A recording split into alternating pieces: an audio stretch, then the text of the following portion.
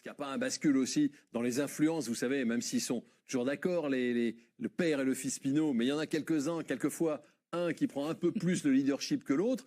Sur ces derniers mois, c'était quand même François-Henri qui avait quand même un peu décidé de l'arrivée et de Massara et de Sampaoli. Est-ce que les choses ne vont pas, la balance ne va-t-elle pas repartir de l'autre côté? C'est une interrogation légitime qu'on peut se poser, non? Je pense que la balance, elle s'est un peu rééquilibrée dans le sens où, effectivement, le père, donc François Pinault, est très au fait aussi de ce qui se passe en ce moment.